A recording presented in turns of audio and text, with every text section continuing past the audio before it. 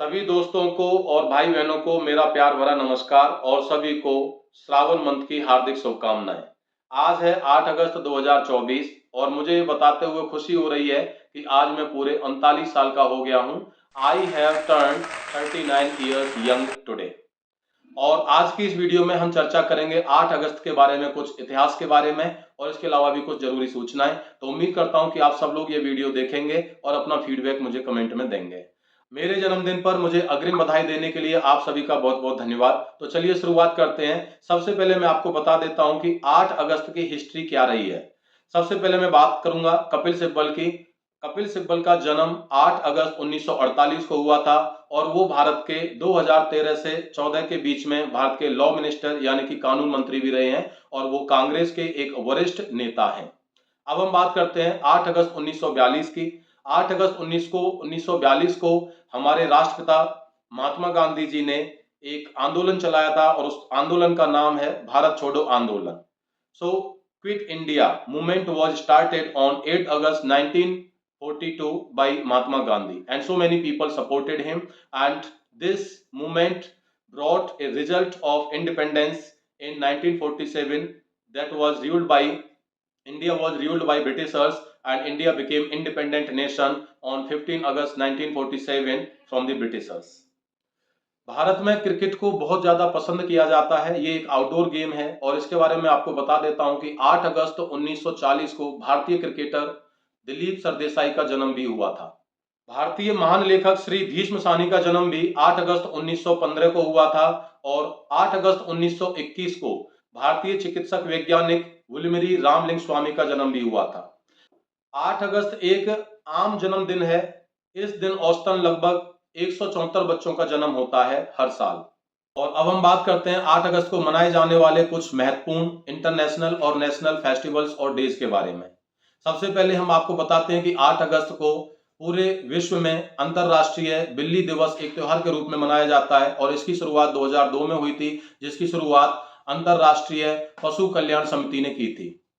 कांग्रेस के द्वारा 8 अगस्त सन 1786 में अमेरिकी मौद्रिक प्रणाली का स्थापना किया था। इसी वजह से 8 अगस्त को राष्ट्रीय डॉलर दिवस भी मनाया जाता है। 8 अगस्त को संयुक्त राज्य America USA United states of America में नेशनल सीबीडी डे भी मनाया जाता है और इसके अलावा 8 अगस्त को स्विट्जरलैंड में दुनिया के सबसे लंबे पैदल यात्री निलंबन पुल का भी उद्घाटन हुआ था और ये भी 8 अगस्त को ही मनाया जाता है। अब बात करते हैं कि 8 अगस्त को जन्मे हुए व्यक्तियों का मूलांक क्या होता है और उनके लिए साल कैसा रहता है।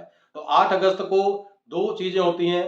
पहला 8 अगस्त यानी कि जो 12 महीने होते हैं उनमें से 8वें महीने का नाम भी अगस्त है और 8 तारीख, तो इसमें दोनों नंबर 8-8 होते हैं। इसलिए ऐसा कहा जाता है कि 8 अगस्त को जन्मे व्यक्तियों का मूलांक या हर महीने की 8 तारीख को जन्मे हुए व्यक्तियों का मूलांक 8 अंक होता है।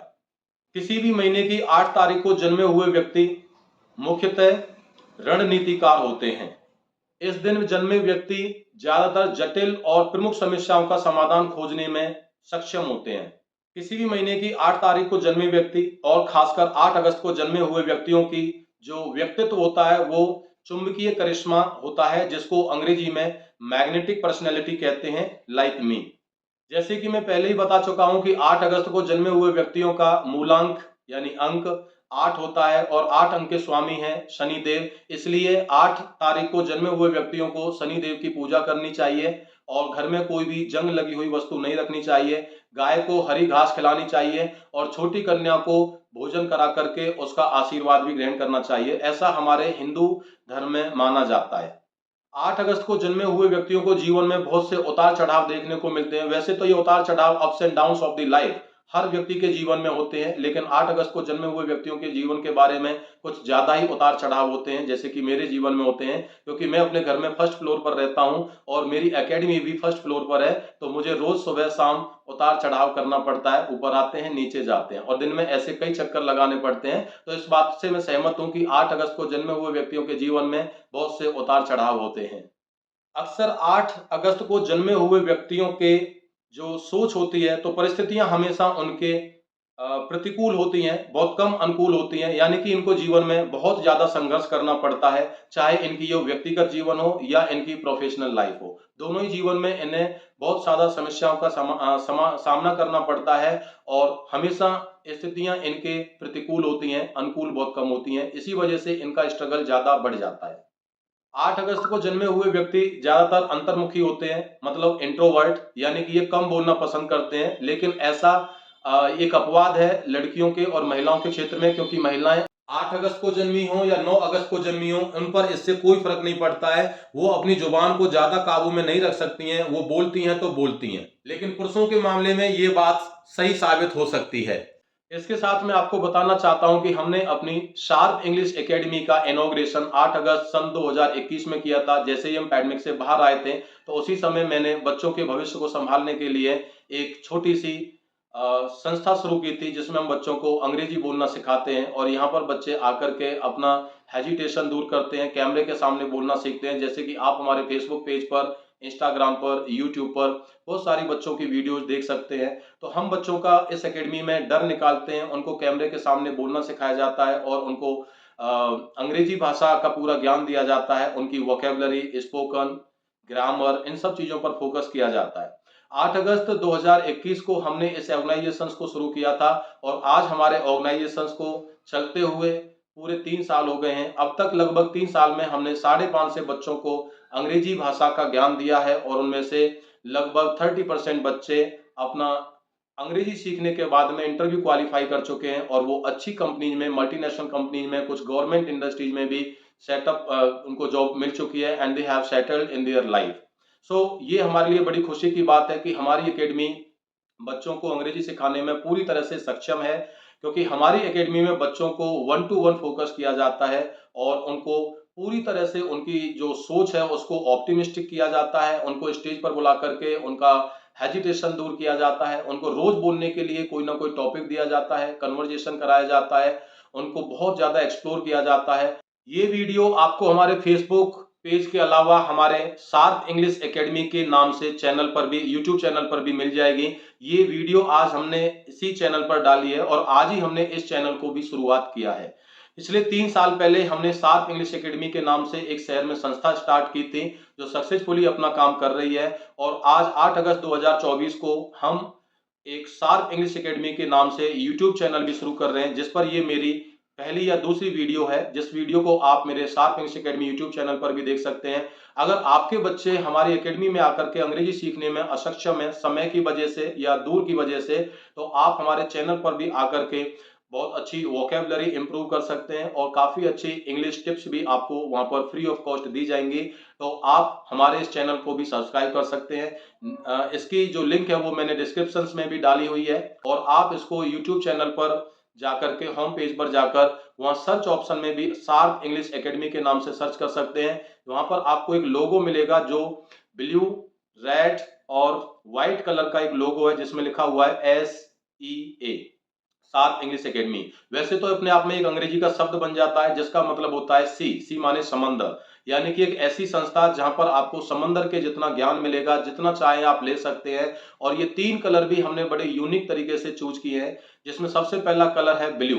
ब्लू कलर जो होता है, एक तो वो भगवान शिव का पसंदीदा कलर होता है अगर धार्मिक रूप से इसको देखा जाए। दूसरा हम कह सकते हैं कि blue colour is also the symbol of education, तो इस वजह से हमने ब्लू कलर को यहाँ चूज किया। सेकेंड, यहाँ पर हमने दूसरा कलर लिया है रेड। रेड कलर हमारे एग्रेसिव को दर्शाता है। यहाँ पर एग्रेसिव का मतलब नकारात्मक होने से नहीं है, एग्रेसिव मतलब एनर्जेटिक। तो अगर आप हमारी एकेडमी में हैं या ये जो रेड कलर है, तो ये इस बात को प्रतीक देता है कि आप हमेशा एनर्जेटिक हैं, आप हमेशा फुल ऑफ एनर्जी हैं। और तीसरा कलर है व्हाइट, सफेद। सफेद कलर शांति का प्रतीक होता है, जो इस बात का मैसेज देता है कि युवाओं को, छात्रों को अपने शांत मन से अपनी शिक्षा पर पूरी एनर्जी यानी कि रेड कलर के साथ में जोश लगाना चाहिए और उस पर निरंतर काम करते रहना चाहिए। शांति से अगर आप अपने लक्ष्य पर काम कर रहे हैं और उस पर पूरा आपका ध्यान है, तो आपको सफलता जरूर मिलेगी। आप सभी को मेरी तरफ से अपना करियर बनाने के लिए बहुत सारी शुभकामनाएं। और आपने अगर अभी मेरा चैनल सब्सक्राइब नहीं किया है, तो आपसे आग्रह किया जाता है कि आप मेरे चैनल को सब्सक्राइब करें और यहाँ पर जो भी वीडियोज हम आपके लिए डालेंगे, मैं इस बात की उम्मीद करता हूँ कि वो आपके बच्चों को अंग्रेजी सिखाने में काफ़ी हद तक अच्छा साबित होगा। अच्छा साबित होने के लिए अंग्रेजी में हम फ्रूटफुल बोलते हैं। So this channel will be fruitful for your kids, for your words, to make them speak in English. कहने के लिए विचार तो बहुत ज्यादा हैं, लेकिन एक ही वीडियो में हम सारा जो अपने थॉट्स हैं उनको हम नहीं बना सकते हैं समय के अभाव के कारण, और आप भी देखते देखते बोर हो जाओगे। इसलिए आप हमारी निरंतर वीडियोस देखते रहिए और sharp English academy YouTube channel पर आपको अच्छी शिक्षा दी जाएगी, ऐसा हमारा मानना है, क्योंकि उस चैनल पर सिर्फ एजुकेशन से संबंधित और अंग्रेजी भाषा से संबंधित या मोटिवेशन से संबंधित वीडियोज ही अपलोड की जाएंगी, जिसमें हम अपने कुछ पुराने छात्र जिनका किसी मल्टीनेशनल कंपनी बहु उद्देशीय कंपनीज में उनका सिलेक्शन हो चुका है या किसी की गवर्नमेंट जॉब लग चुकी है, तो उनको भी वन बाय वन करके इनवाइट करेंगे और उनके साथ में साक्षात्कार भी करेंगे कि उन्होंने अपनी जॉब के साथ में क्या क्या परेशानियां फेस की या उनकी क्या जॉब रिस्पॉन्सिबिलिटीज हैं और क्या क्या स्किल्स की ऑर्गेनाइजेशंस में जरूरत पड़ती है, कैसे उन्होंने अपना पहला इंटरव्यू दिया, कैसे उसको क्रैक किया और अंग्रेजी ने उनको कितना सपोर्ट किया या शार्प इंग्लिश एकेडमी की तरफ से उनको उनका करियर बनाने में कितना कंट्रीब्यूशन मिला, कितना उनको मदद मिला। ये सारी वीडियोज आपको हमारे यूट्यूब चैनल पर धीरे धीरे मिलती रहेंगी। इसी के साथ में मैं अपने शब्दों को विराम देता हूं। तो मैं सिर्फ आपसे यही कहूंगा, अगर मैंने इस वीडियो में कोई गलत शब्द का इस्तेमाल किया हो या मेरे मुंह से कोई भी गलत सेंटेंस निकल गया है तो उसके लिए मैं आप सबसे माफी चाहता हूं, और आगे मैं अपनी वीडियोस की क्वालिटी लैंग्वेज सुधारने में पूरा भरकस कोशिश करूंगा। और मेरी इस एकेडमी के चैनल पर आपको और भी बच्चों की कई सारी वीडियोस देखने को मिलेंगी। जो हमारी एकेडमी में बच्चे आते हैं हम उनकी भी वीडियोस बनाएंगे और इस चैनल पर आपको देखने को मिलेंगी। जय हिंद, जय भारत, जय शिक्षा, जय छात्र, जय सनातन।